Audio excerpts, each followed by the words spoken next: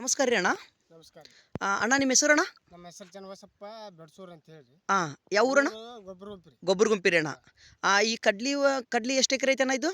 ಇದು ಒಂದು ಕುರಿ ಹೊಲ ಐತ್ರಿ. ಒಂದು ಕೂರಿಗೆ ಹೊಲ. ಇದಕ್ಕೆ ಏನೇನು ಯೂಸ್ ಮಾಡಿದ್ರಿ ಅಣ್ಣ? ಒಣ್ಣೆ ಸ್ಪ್ರೇ ಇದನ್ನ ಯೂಸ್ ಮಾಡೇವ್ರಿ. ಹ್ಞೂ ರೀ. ಹೆಂಗೆ ಅನ್ನಿಸ್ತೀರಿ ಒಣ್ಣ ಸ್ಪ್ರೇ ಯೂಸ್ ಮಾಡಿದ್ಮೇಲೆ? ಒಣ್ಣೆ ಸ್ಪ್ರೇ ಚಲೋ ಅನಿಸೈತ್ರಿ. ಹ್ಞೂ ರೀ. ಆಮೇಲೆ ಈ ಎಣ್ಣೆ ಈ ಪುಡಿನ ಒಂದು ಎಣ್ಣೆ ಸ್ಪ್ರೇ ಮಾಡೇವ್ರಿ. ಎಣ್ಣೆ ಸ್ಪ್ರೇ ಮಾಡಿದ್ಮೇಲೆ ನಿಮ್ಗೆ ಈಗ ಯಾವ ಥರ ಅನ್ಸಾಕತ್ತೈತೆ ಅಣ್ಣ ನಿಮ್ಗೆ ಈಗ? ನಮಗೆ ಚಲೋ ಅನಿಸೈತ್ರಿ ಈ ಸಲ. ಹೆಂಗೆ ಹೂವು ಮತ್ತೆ ಕಡ್ಲಿ ಪಡು ಹೊಡ್ಯಾಕ ಇದ ಚಲೋ ಅನಿಸೈತ್ರಿ. ಹೌದ್ರಿ. ಅಂದ್ರೆ ಈಗ ನೀವು ಹೊಡೆದು ಇದಕ್ಕೆ ಎಣ್ಣೆ ಸ್ಪ್ರೇ ಹೊಡೆದು ಎಷ್ಟು ದಿನ ಆಯ್ತು ಅಣ್ಣ? ನಾವು ಎಣ್ಣೆ ಸ್ಪ್ರೇ ಹೊಡೆದು ಒಂದು 15 ದಿನ ಆಗೈತಿ. ಈಗ ಎರಡನೇ ಸ್ಪ್ರೇ ಹೊಡೆದು 15 ದಿನ ಆಗೈತೆ ಅಣ್ಣ.